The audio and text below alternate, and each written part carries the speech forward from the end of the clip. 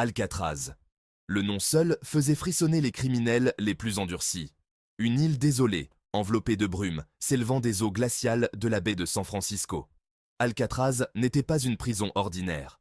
C'était une forteresse, conçue pour briser la volonté de ses habitants. Ses murs abritaient les criminels les plus notoires, des hommes jugés trop dangereux pour tout autre pénitencier. Le rocher, comme on l'appelait, symbole d'un confinement absolu, un lieu où l'espoir s'éteignait. S'évader? Impensable. Impossible. C'est du moins ce qu'il croyait. Parmi ceux qui furent condamnés à l'étreinte impitoyable d'Alcatraz, 3 hommes osèrent rêver de l'impossible. Frank Morris, un homme rusé et intelligent avec un passé d'évasions audacieuses, en devint le cerveau. Les frères John et Clarence Anglin, experts en mécanique et en construction, le rejoignirent. Leurs vies avaient pris un mauvais tournant, les menant sur cette île de désespoir.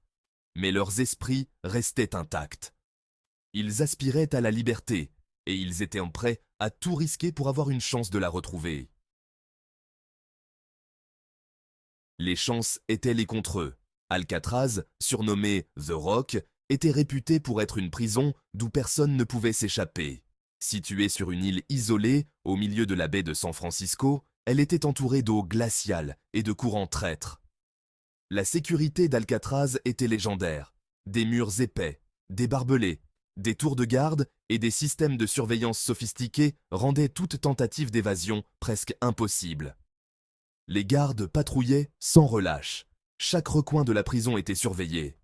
Les prisonniers étaient constamment sous l'œil vigilant des autorités, rendant toute planification d'évasion extrêmement risquée. Pourtant, là où d'autres voyaient des obstacles infranchissables, Morris voyait des opportunités. Frank Morris, un homme connu pour son intelligence et sa détermination, n'était pas du genre à se laisser intimider par les défis. Une faille dans le système de ventilation, une petite ouverture qui pourrait être exploitée. Morris et ses complices ont rapidement compris que c'était leur meilleure chance de s'échapper. Une faiblesse dans les murs de béton, chaque détail méticuleusement analysé. Ils ont passé des heures à examiner les structures, à chercher des points faibles et à élaborer des plans. Des mois furent passés à étudier les plans, à tester des théories.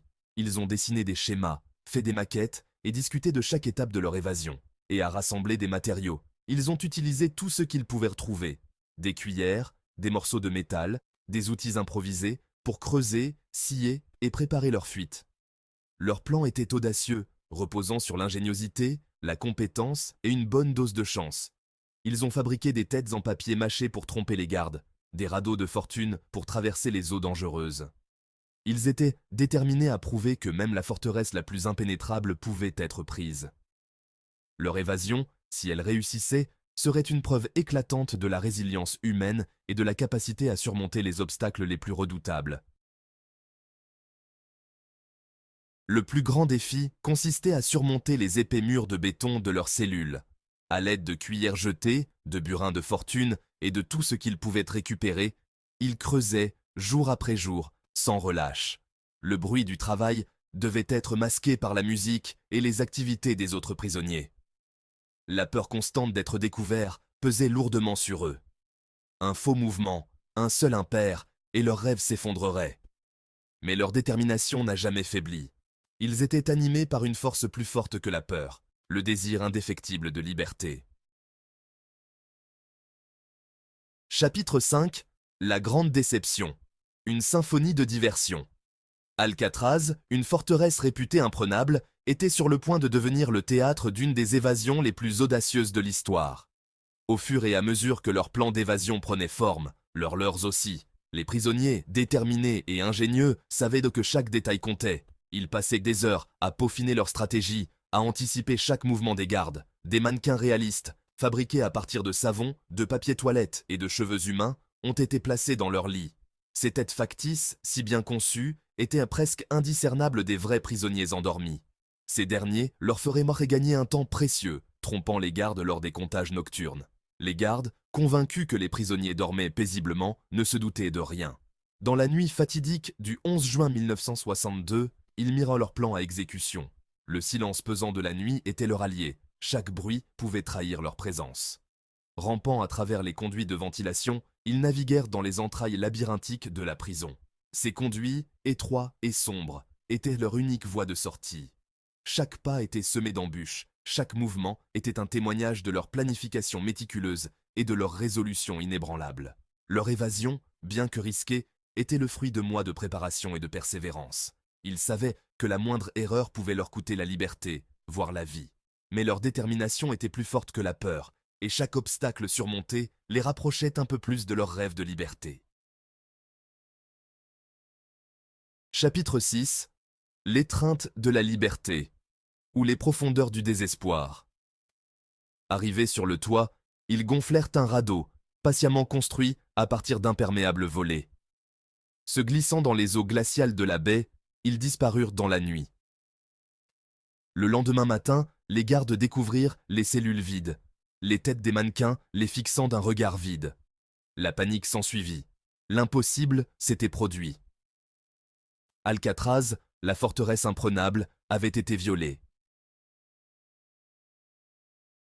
Chapitre 7. L'héritage d'Alcatraz, une énigme persistante. L'évasion d'Alcatraz a envoyé des ondes de choc à travers le monde. Le FBI a lancé une chasse à l'homme massive, déterminée à capturer les fugitifs. L'histoire a captivé l'imagination du public, devenant un témoignage de la force de l'esprit humain, du désir ardent de liberté. Mais le sort de Maurice et des frères Anglin est resté un mystère. Ont-ils survécu aux courants dangereux, aux eaux glaciales? Ont-ils atteint le continent et disparu dans l'anonymat d'une nouvelle vie?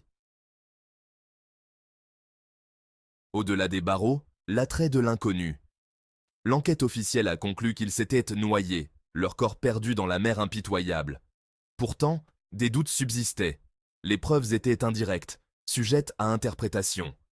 Des rumeurs et des observations présumées ont fait surface au fil des ans, alimentant les spéculations et maintenant la légende en vie. Certains ont prétendu qu'ils avaient recommencé une nouvelle vie, leurs véritables identités cachées à jamais. D'autres pensaient qu'ils avaient péri, leur évasion étant un échec tragique, quoique héroïque. Le prix de la liberté, une vie en cavale. La possibilité de leur survie, aussi mince soit-elle, a alimenté d'innombrables théories et inspiré des livres, des films et des documentaires. L'histoire de l'évasion d'Alcatraz a transcendé les frontières d'une simple évasion de prison. Elle est devenue une métaphore de la lutte humaine contre l'enfermement, un témoignage de la puissance de l'espoir, même face à des obstacles insurmontables. L'idée qu'ils soient libres et vivent sous des identités d'emprunt a trouvé un écho dans le désir d'aventure et d'inconnu des gens. Les échos d'Alcatraz, une histoire gravée dans le temps. Le mystère entourant leur sort n'a fait qu'ajouter à la légende. Alcatraz, autrefois symbole de désespoir, est devenu un symbole d'espoir inattendu. La prison a fermé ses portes en 1963, son objectif étant dépassé. Aujourd'hui, elle demeure un rappel obsédant d'une époque révolue, un lieu où l'histoire et la légende s'entremêlent. Les touristes affluent vers l'île, attirés par les histoires gravées dans ses murs, les murmures d'évasion audacieuse et de rêves brisés. La question sans réponse, ont-ils survécu? Cette question a hanté les esprits depuis cette nuit fatidique de juin 1962. L'évasion d'Alcatraz reste l'un des mystères les plus durables de l'histoire. 3 hommes, Frank Morris et les frères John et Clarence Anglin, ont défié l'infranchissable. Morris et les frères Anglin ont-ils vaincu l'impossible, ou les eaux impitoyables les ont-elles emportés? Les courants glacés et les requins de la baie de San Francisco ont-ils eu raison de leur audace?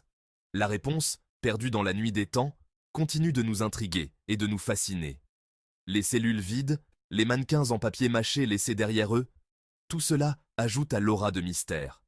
Peut-être qu'en fin de compte, le véritable attrait de leur histoire ne réside pas dans la connaissance de la réponse définitive, mais dans le pouvoir durable de l'inconnu, dans la possibilité que quelque part, d'une manière ou d'une autre, ils aient retrouvé la liberté à laquelle ils aspiraient tant. Les théories abondent.